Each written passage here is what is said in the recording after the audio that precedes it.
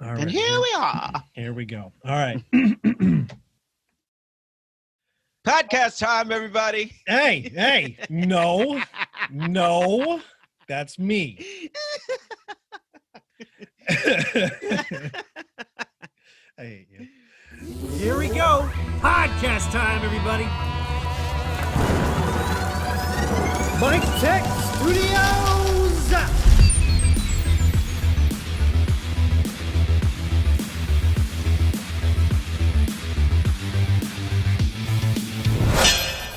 Episode 29.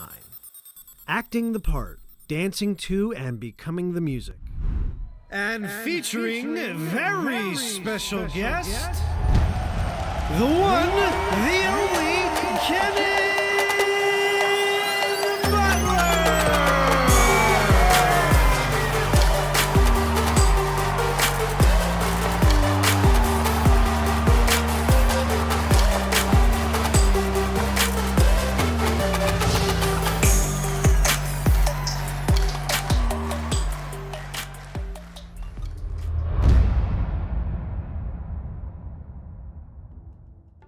All right, ladies and gentlemen, boys, girls, cats, kittens, and doggies of all ages, thank you for tuning in to yet another great episode of the Mik Tek Studios Podcast. Today's topic, believe it or not, we're going to delve a little bit more into the creative space, acting the part, dancing to and becoming the music with our guest, Kennenbutler, singer, actor, dancer, songwriter, director, performer. I've run out of slashes. Kennen is coming in from the University of SUNY Buffalo, majoring in musical theater. His off-Broadway performances of Seussical, Wickersham, and Pinball Lad, regional theater performances including Hairspray, Grease, Into the Woods, and providing his voice, his energy, and his overall being to theme parks, cruise ships, and shows with Carnival, Celebrity, Norwegian, Holland America, Universal Studios Japan, the Disney Cruise Line, and not to mention a gentleman that I am proud to say that I've known for over 15 years now. Over 15 years. Kennen, welcome finally to the podcast. I am, as you can tell, very, very happy to have you on. Yes. This has been a couple of years in the making for anybody listening. Kennen is a very busy individual. If you haven't noticed by the intro, I had to actually take 2 or 3 breaths. Yeah, it's so strange to hear the parts of your resume read back to you. That's so strange. Right? It's so weird. If we had that with each meeting, I think they would be a little bit more enjoyable if you did that way. Like, you know, it's almost like contestants for like MMA. And in this corner, right, we have the undefeated creative champion this side of the Disney Cruise Line. Hailing from Newburgh, New York, it's Kennenbutler. There you go. And then you come out with your Apollo shorts on, you know. I had to talk the music, which, you know what I mean? I was always down for Apollo, baby. I love his shorts. They were very loud. He was a little bit, you know, he got in the ring, he talked a lot of stuff, but I think that his shorts were loud, just as loud as his just as loud as I actually am in real life. This, ladies and gentlemen, that is can we fact check that? Yes, we have a live fact check that is 100% accurate. So anybody that knows Kennen obviously knows how loud this individual is. But in personality and volume. Before we get to that, let's start from the beginning, as most great stories are. It's a very good place to start. Right? Except for if you're choose your own adventure, then you kind of keep your thumb. Ha! Where did all of this creativeness show up, happen in the first place? How did all of this start out? My grandmother, my great-grandmother was alive until I was 23, and she had a piano, and my grandmother also had a piano. And so they would babysit me because I'm a military brat. So when my mom was in basic training or just at work in general, they would babysit me all the time. And I had this ugly, like, late 80s, early 90s tape recorder that looked like a clown. And I used to sit at these pianos, and my grandmother would be like, you would just be in there banging, and I would be like, okay, in about 10 more minutes, I'm gonna have to cut that off because it's giving me a headache. But then she would be like, but suddenly it stopped banging and it turned into whole songs. And she would be like, you're 4. What is this? What are you doing? What is going on here? I feel like that's my earliest memory. I come from like a super musical family. Nobody performs for a living, but like we used to get together on New Year's, on Christmas Eve, and everybody, tone deaf or not, would just sing Christmas carols and laugh. And I think that always is something that like permeated my spirit and stayed with me, because if there was ever a time that I felt family and love, it was when we were all getting together singing. If we were singing at Christmas Eve, we were making up, changing gospel songs to make fun of each other. That was awesome. And 3-part harmony, wow. Dude. Like, my family is ridiculous with that stuff. It was really fun. And not everybody can sing. Not everybody can sing. And even now, half of my family has 0 rhythm. Like so rhythmless that they're just in debt. Just no rhythm.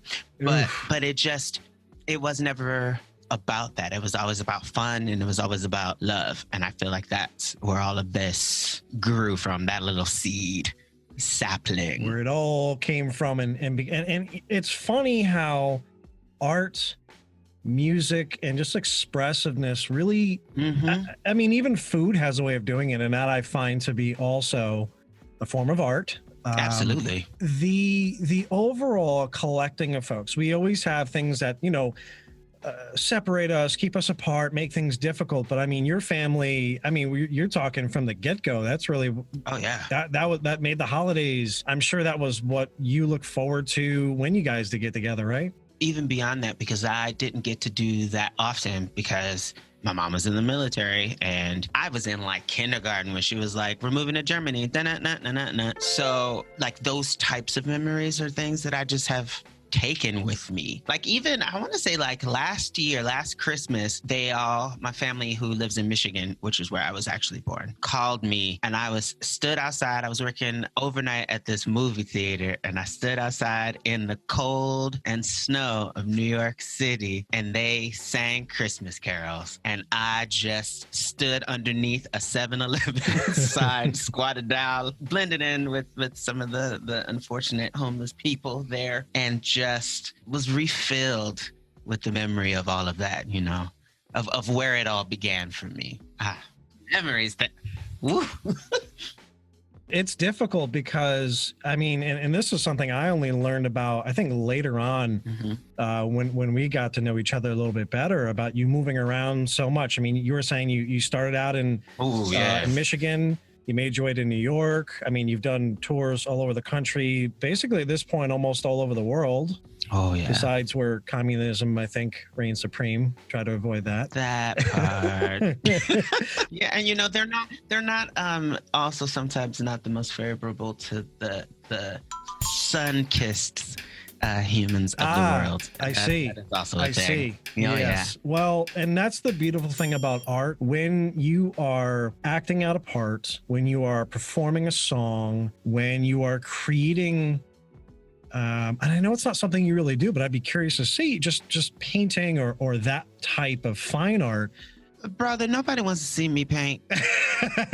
God was like, here, you can sing, you can dance. I'm going to make you kind of pretty. We're going to give you all kinds of talents. But, bro, I'm going to make sure that your stick figures are lopsided. Like, that's not a thing that God gave me.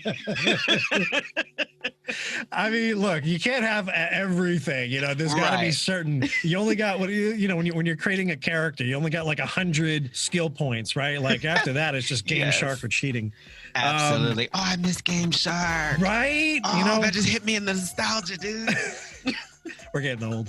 I mean, that segues into one of my really great questions that I've personally always wanted to ask you, and just in general, I think folks that are listening and those that this topic and this episode to really resonate well with, can't say good, can't even speak right or correctly in my own podcast, but hey, editing is great. It's okay. That's what happens when we've been isolated for 6 months. Right? As an actor, what is your greatest accomplishment that you can just say without a doubt, boom, this moment, this performance, this accolade, what is it? Oh, no. Specifically as an actor, yeah. That was very Japanese of you, by the way. I just realized what you said and how you said it. I'm going to do that thing. There are actually two moments for me. The thing about the entertainment industry is that it's really, art is like a magnified version of society, from the things and issues that are happening to cultural stereotypes and things like that. And so it's really easy to get pigeonholed in the business. And I have a big old Black voice and I dance really well. And so in musical theater, that puts me into a certain category. And so I often don't get roles, or at the time, I wasn't getting roles that required much emotional depth. They required me to have the vocal range of a woman and lift people over my head at the same time, but not really digging deep into like the marrow of emotion. And then I went to Japan, and it's the second time that I did Into the Woods while I was out there. And to take on the role of the witch, first of all, singing it in the Bernadette Peters key, which is an alto key, and it goes all over the place. So it goes from like legit classical musical theater to like a more belty contemporary place, and you're rapping and you're hot, literally screaming. And that character, it's really easy to fall into the trap with that character of playing her or playing them super one-dimensional. And to be in a space where I had to like dig into the marrow of emotion and to know that I actually possess that skill. Because you know that in theory, but in actual practice, what does that look like? Because that's not what you're doing often. And so that was to be able to walk out on the other side of that experience and be like, yo, I actually did some stuff. That was real cool. Later, I got to go to LA and I did a show called Songs for a New World, which is a song cycle. And a song cycle is basically a musical with no plot, no dialogue, and none of the songs like really fit together, but it's loose enough so that you can create without much effort a storyline. Got it. They decided to set it on 9/11. Ooh. Right.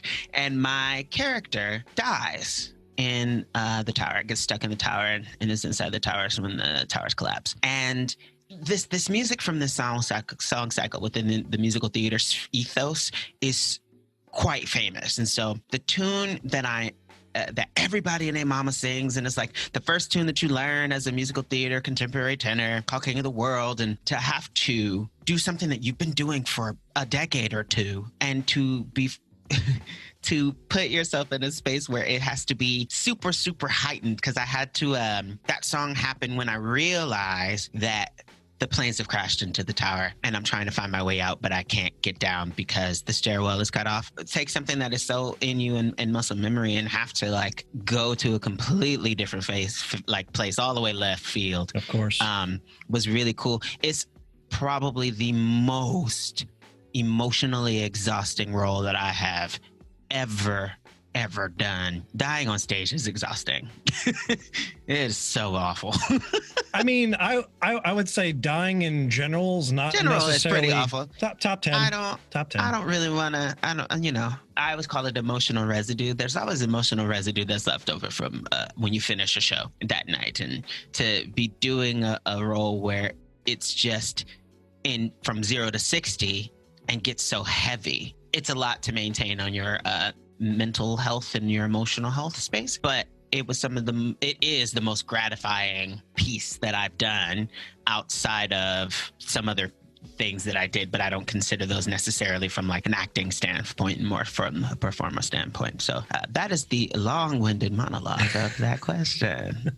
And cut. We're going to be having refreshments in the foyer, and we will resume. Oh my God! Thank you. Can I get a touch up on this makeup? Well, and that actually leads me into, because I have a few questions, but is it easier when you are on stage to play a character or be yourself, to play yourself? Be yourself, 150,000%. Really? It is really difficult to be yourself on stage because, from a psychological aspect, like when you are on stage, you are vulnerable and you are exposed. Even though there's like, the energy from the audience or the you can hide behind a character, but regardless of what it is, you are exposed. And to expose yourself, everything that is you, is a lot. And oftentimes people tend to not even be their full selves, but a part of themselves, and then they heighten it. And that is what they do on stage. So you end up still having to play a character to protect yourself. You know what I mean? I do. But even if you look at like other podcasters or even YouTubers, they have their like normal voice, and then they have their guys, we're on, and this is what we're doing today. Hey guys, welcome back to my channel. Like that kind of energy, right? That kind of energy and that kind of transformation. You know that they don't actually maintain that in real life, but they are heightening a specific character trait that they have. Right. And so when I have to be myself, I'm 100% only a part of myself. And I don't think that I would want to completely be, like I wouldn't want to do a show about me and I would play me. That's a lot. It is. That's a whole, we'd have to cast like 3 different people to play you. It's oh my God, help. You know, and this is something where obviously I bow to your experience as far as for being in the performing arts field. This is what you do. This is your bread and butter. I would only go as far as saying I've dabbled into the story of performing improv theater sports, voice or method acting. Call from the recruiter. So you're aware that they're going to tear this up as soon as they see it, right? Your resume, you know they're going to tear this up when they see it. Oh, okay. What makes you say that? I mean, I don't know too much about the client. It is Debbie's client, but you know, just to. Oh, I'm so sorry. My I know, allergies are really like kicking up today, for bro. that Sorry as about well. that. Oh. Anyway, I thought I heard something, but I wasn't sure. The thing is that I realized that it is emotionally naked when you are on stage, when you're performing. I listen to a lot of comedy. I obviously am in so many words, performer, writer myself. And what I find in your work is people get to know you through your work, but it is literally your life. Yes. So when you're playing a different character, this character may be based on some very stretched actual events. And there was some churning, some dramatization, and you have a caricature, as you were explaining, of that particular typecasted experience. Now, when you are you, and you make a joke, or you explain to somebody a relationship or experience that you've had, that actually happened. And you're telling the entire world that experience. This could be a relationship, it could be a teacher, it could be an ex, or good or bad, people are now going to resonate with that piece and only maybe recognize you just for that piece of content and not realize the multifaceted, even with this trying to get this topic. I mean, you do so many things and you're known for so many things. It's very hard to say, stop it. We're going to talk about, this because we can literally just do one episode just on acting or your choreography or your singing. I mean, these are literally, folks, we're talking years and years and years of experiences. Kennen's got all kinds of stuff that he's working on, past, hopefully present, that we'll be able to touch on too. But is that accurate? Would you feel there's a better assessment when you are on stage? Does it feel like being naked? Does it feel like you have this intimacy? Yes and no. When I was training, I had this wonderful acting teacher who, you basically are recalling emotions when you're playing a character that is even a character that is completely different than you. Right. As you're going through, you're breaking down the piece, you're attempting to find something emotional that comes close that you can draw on and use that as fuel, so that then you kind of have your foundation from there, and you can express whatever emotion that character is going through. When you have to do it through yourself, there is something, oh my gosh, it is like being naked, but unless you're like really, it's not being naked, it's like wearing a sheer shirt or a sheer article of clothing, where if you're not looking, if the audience isn't looking at just the right angle, you're not necessarily sure that I'm naked. The emperor's new clothes. Yes, especially, but the reverse, because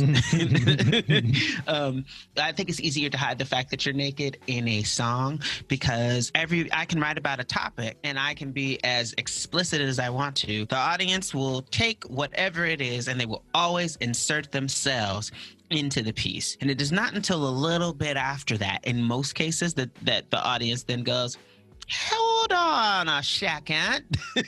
What are you going through in your whole existence? Right. This is a little too close to the belt here.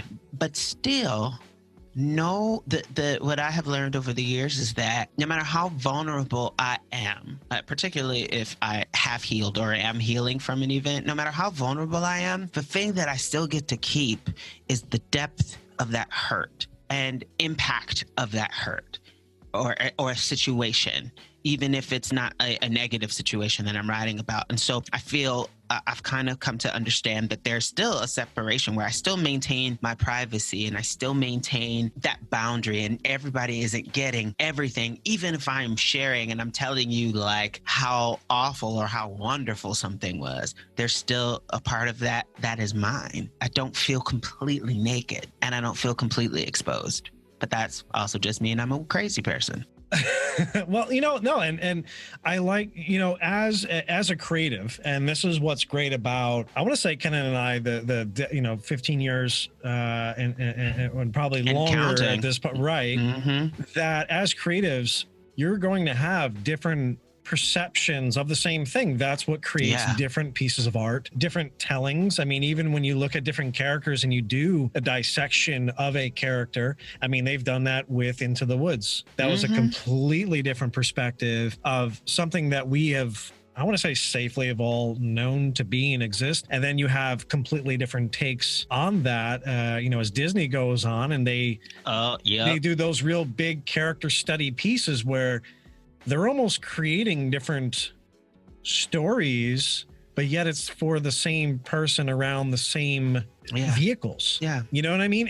And to be able to experience that, and then, in theater sports, and improv acting, what is great is you can have a scene that could be going through in a scenario, and then all of a sudden, freeze. Yes. Okay, do it like a black and white crime thriller.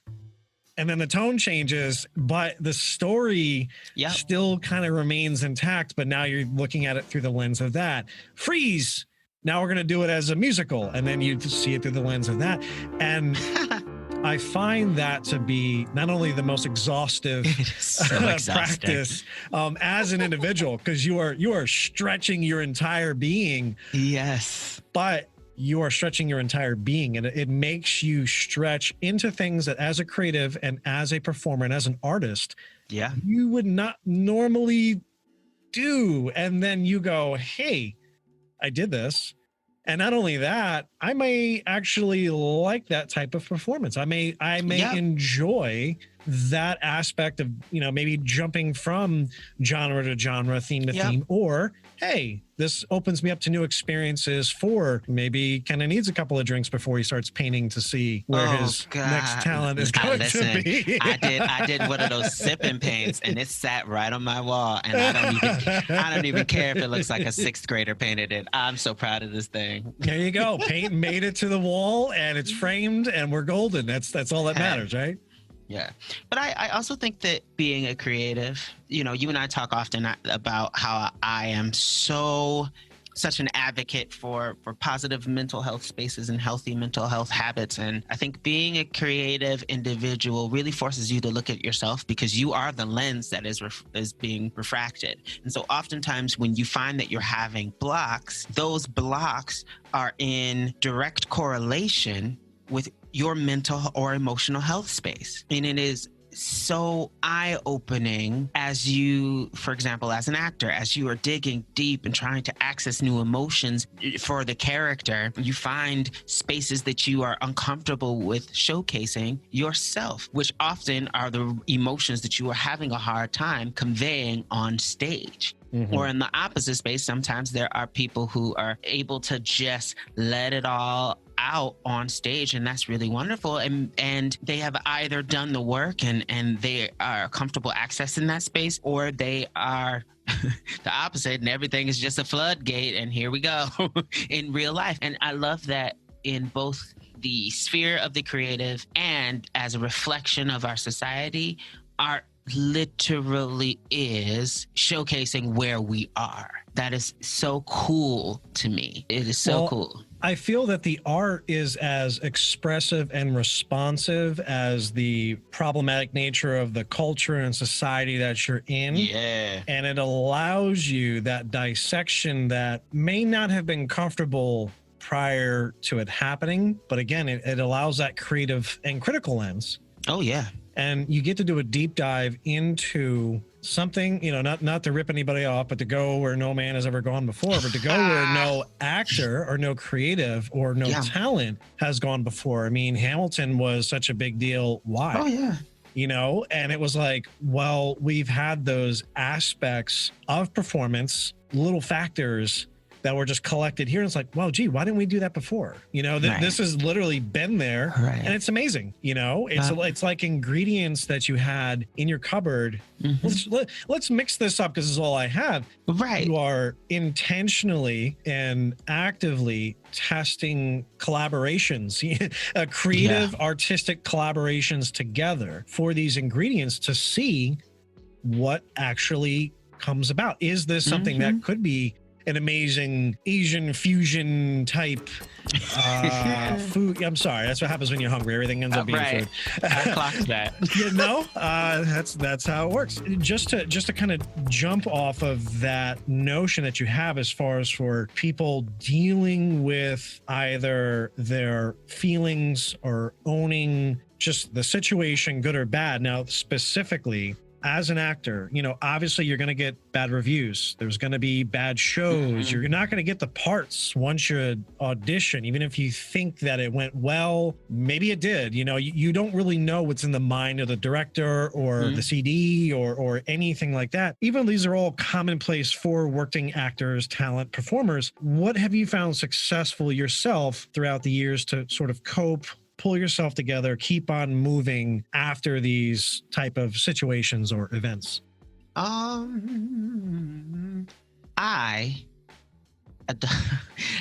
have always adopted a very George Foreman grill philosophy to auditioning. You drain all your fat?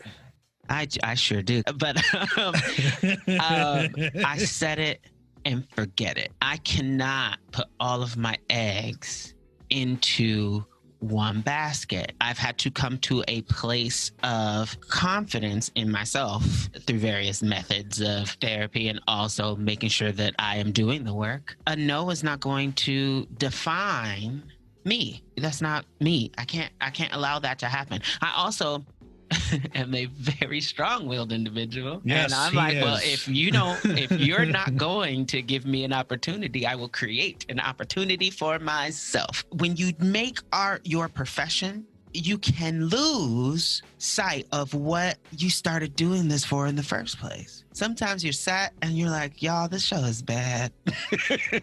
This show is really bad. Or, ooh, I really hate the people that I work with. But you smile and you stay grateful, but you also, in your spare time and in your free time, have to make sure that you're still creating things that you love and you're still doing things just because you love it and doing it just because you love it. There has to always be that balance, or else you get lost in that sauce and you fall out of love with it.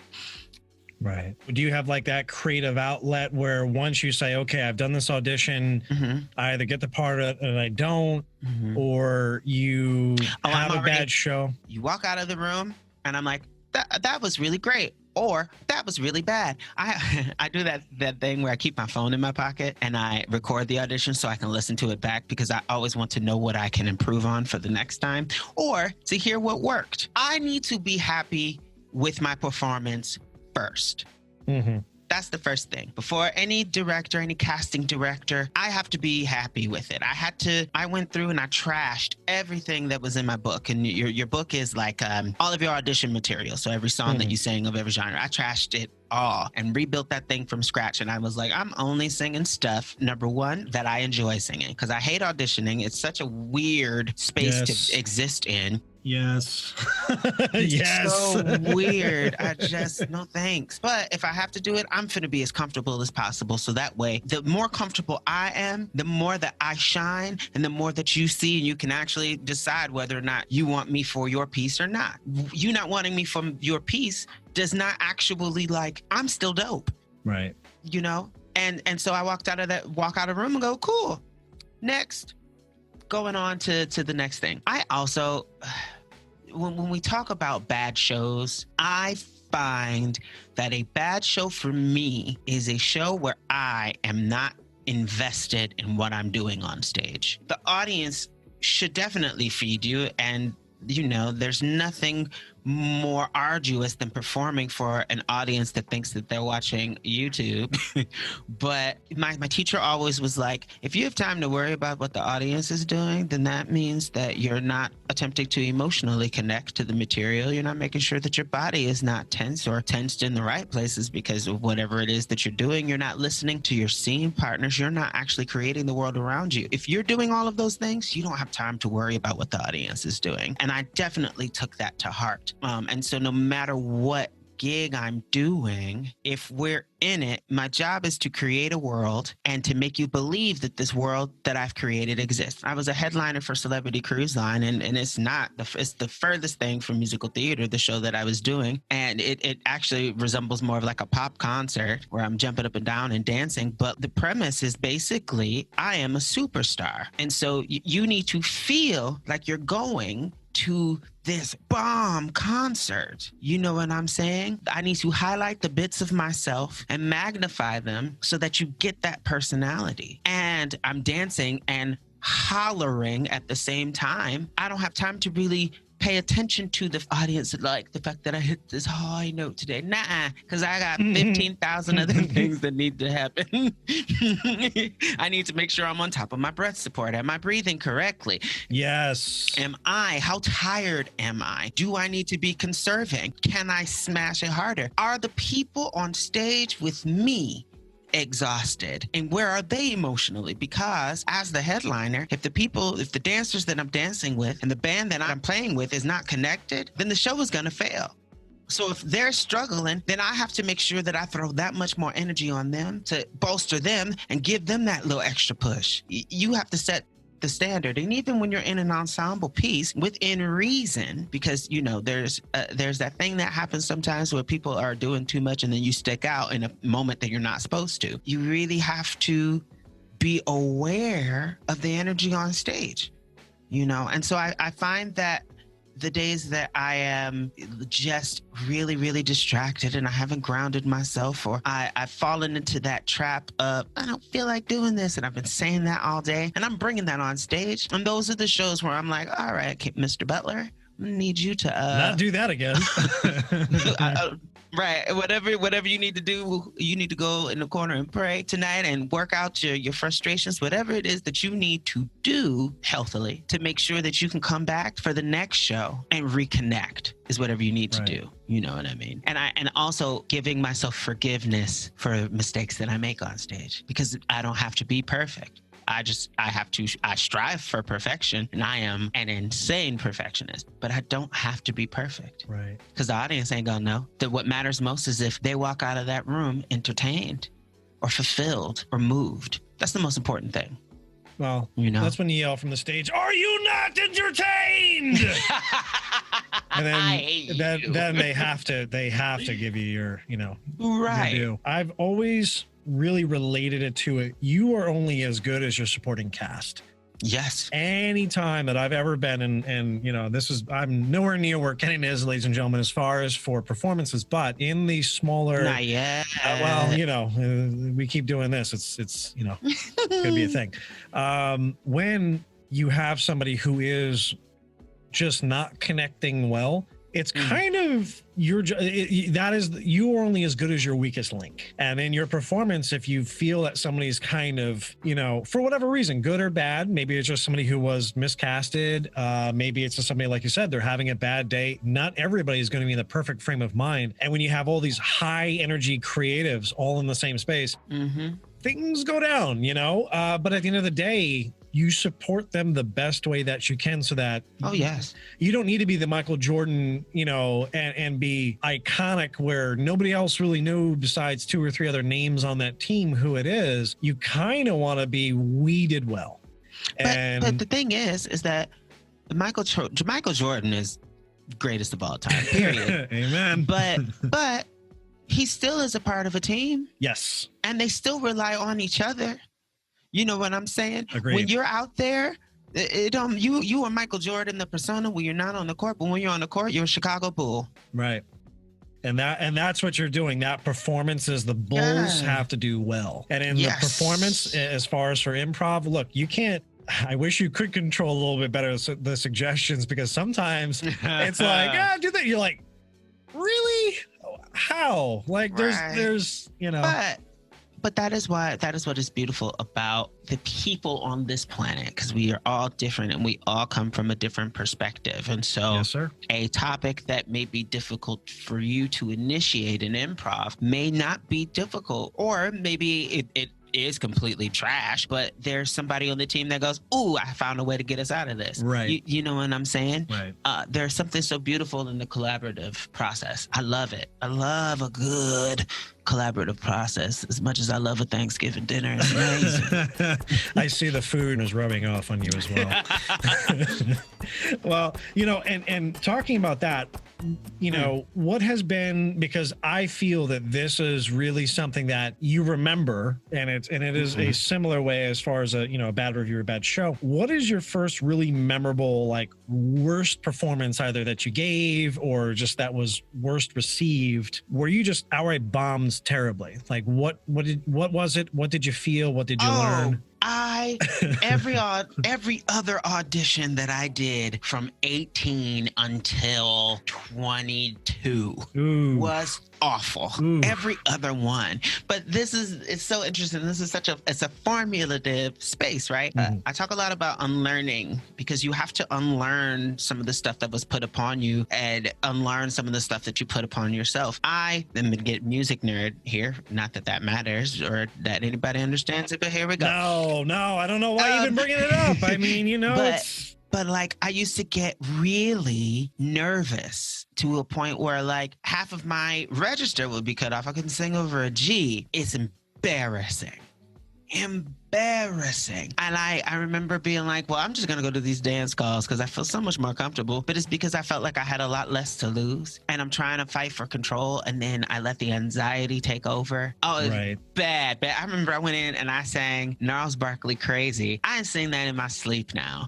But I put the whole thing in my head voice because I was so nervous. And the guy was like, so the next time you might want to consider a new key or a new song. And I was like, cool, thanks for your time. Thanks, sorry. It was nothing. What do you do? It was nothing awful, you could say to that. Awful. Yeah. But I'm glad that I went through it. I had to learn. And now I'm at a place where I still get nervous before auditions, but I get nervous and then I go, I don't feel like it. And then I go, well, Jesus, it's just you and me. And I'm finna go in here and we gonna sing. I just like to sing, so. Jesus, take the wheel because I can't afford a Tesla. Jesus, take... Look, okay. These Teslas are expensive. Elon hasn't brought it down. Right. Jesus, I need you to give me a hand here. I need you to give me a hand here. So what was your first, like, that you could remember if you were picking the very first time that it really stuck out? That I bombed? Yeah. When I sang Gnarls Barkley Crazy, it was awful. It was awful. Awful. Gutter trash. It just sounds like with the overall, he didn't sound happy. That's all I could say. Because it wasn't good. That's what I'm saying, though. It's one of those, bro. Yeah. It was like American Idol reject bad. It was so bad. It was so bad. But I was afraid of my voice still as well. Right. All of these things happen. And I think now there are moments where I will have auditions and they are nowhere near perfect, but I'm not looking to be perfect in the way that I sound. How did I perform? Right. Is what I'm. How do I come across? Because I've learned that the audience can forgive a couple of bum notes if you are like making them come on this journey with you, if you are so invested and so connected to what it is that you are doing and saying, people can't stop watching you. And so a bum note here and there is not, now we shouldn't be doing that, but a bum note here and there is not going to prevent you from getting a call back or booking the job at all. And so I am less likely, I think now, to feel like I've had bad performances, even when I have to, I know good and well, I'm gonna go out here and sing this B show because my voice is tired, but I'm still 100, if not 100%, 117,000% invested, and even more so because I know that I can't do what I normally do vocally. Mm-hmm. And so the audience will always still be like, that was so great. It was so amazing. And I'm like, oh, child, if you only knew what it actually is. Right. The prayer. The chaos brewing in the head right now. The palpitation of sweat. You have no idea. No idea. Thank you. Please pay and please come again because I need work. Right. Well, and even with that, so when you have folks that are just starting out, maybe they're discouraged from recent events, kind of going on, maybe even unbalanced opinions that hold them back artistically or being able to be true to themselves or their creative calling. Or, maybe they're really good. Maybe they are talented. They just haven't broken through that mainstream tide yet to share what it is that they do and their talents with, the masses. For those that are in the audience listening right now, that this is probably all too true for them. And they're probably even looking up to you and your accomplishments as they're listening. Oh, dear. As I'm sure there's so many folks that obviously know Kennen that are, going to be listening to this. Ew.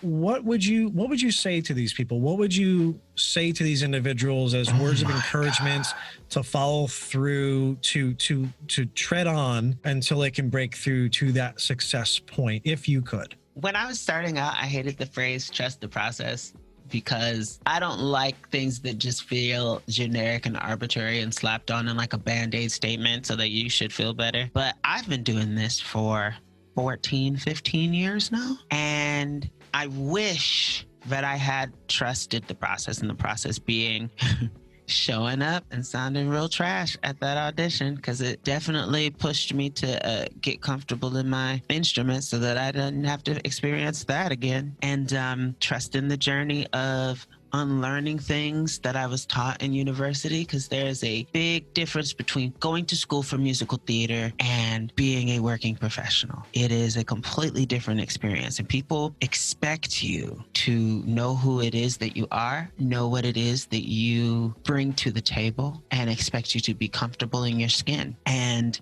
that is not always realistic, especially when you're just graduating or you're just starting out or when you're younger. But all of those things come to you over time. And there's a bunch of crazy stuff that has to happen to you and around you before you can arrive at a place of understanding of self and understanding of your art and how you exist in it. And that is the process. And in all things that happen, good and bad, they're all being done to prepare you. And we can learn from all things. That's why I'm very much like, I don't have regrets, because if I had a regret, that means I did something in vain, and there's nothing that happened that is in vain. Now, would I do it again? Probably not. But I think that mistakes and bombing are equally as valuable as our successes and triumphs. They help show you who you are and what it is that you do and give you a better understanding of those things. So I just say, trust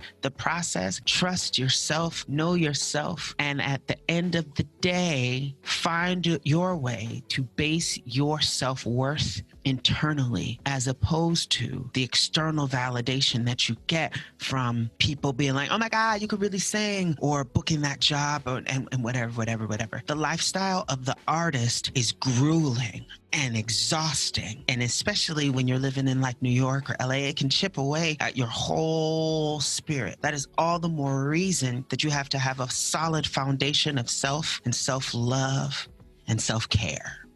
So trust in that process and love on yourself. I agree. Mic drop, yes. Mic drop, ramen noodles. It is so like refreshing to just hear basically stay the course. So like, look, stuff's going to happen. And I feel that, and the reason why I ask, and even the topic, I mean, look, becoming the music, that's really what I've known for you to be. There's a difference between singing, learning music, and then just embodying music. And I mean, you couldn't have said it any more clear. You know, there is a difference between learning music and being music. You just have to have that. You have to hear, you have to listen and tap into that. The vibrations really of not only your voice, absolutely, and acoustically what comes out that other people do enjoy listening to or hearing. Yeah. But overall, there is a process, there's a methodology. Yeah, there is. And you know, some of these people that we look up to, they didn't even catch their quote unquote big break. Way later they on. were working, but they didn't catch their big break until they were older. And some of these kids, you know, got it when they were like 14 weeks old, but whatever. It's really easy to get swept up in all of that, but you have to trust your journey and trust your process. Where are you going and what it is that you do? Because you're not them. You're never going to be them. So why compare yourself to them? Well, speaking of process, what can we expect from you, Kennen Butler, in the next 6 months? You get any releases? You got future gigs? What's going on, man? Come on now. We got to know. The fans got to know. Oh my God. I am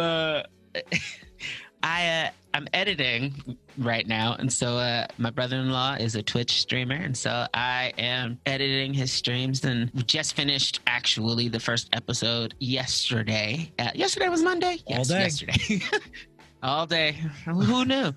And so my editing skills were approved, and so I'm excited to be doing that. And this coming Thursday, I will be shooting a music video. I'm in the middle of production for my next EP, which will be really fun. Ooh.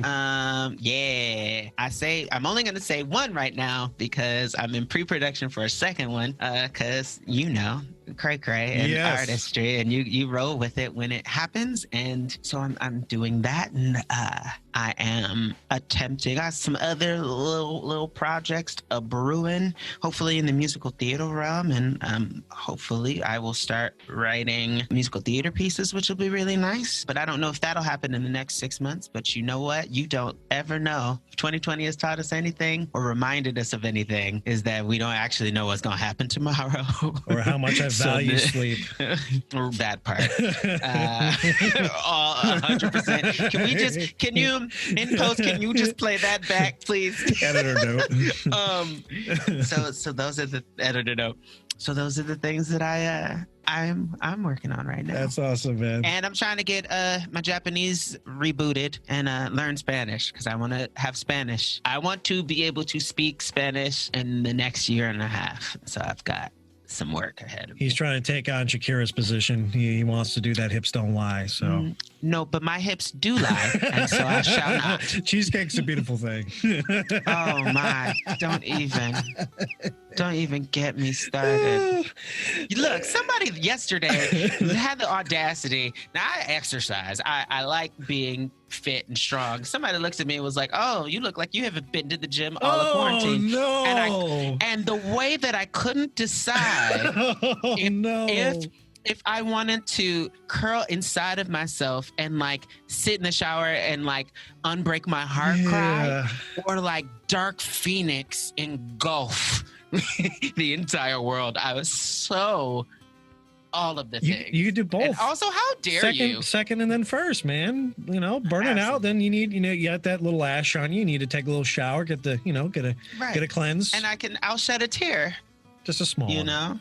No, ladies and gentlemen, this man is like, I joke all the time. He now, as of this recording, has red dreads. I call him the Black Aquaman because literally this is what Jason Momoa, you better watch out. This is what the recast is going to be. But, you can find Kennen all over social media, YouTube, iTunes, wherever. Just search for Kennen Butler or Kennen Butler Music, KENNENBUTLER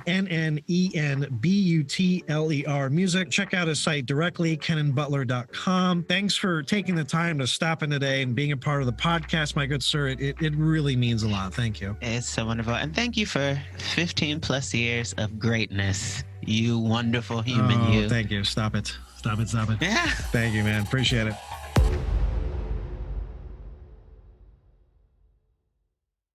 The Mik Tek Studios Podcast, your source for design, entertainment, marketing conversations, and content. Amazing guests, tips, humor, and stories available on iTunes, Google Podcasts, YouTube, SoundCloud, Spotify, Podcast Addict, and your podcast app of choice. This has been a Mik Tek Studios production.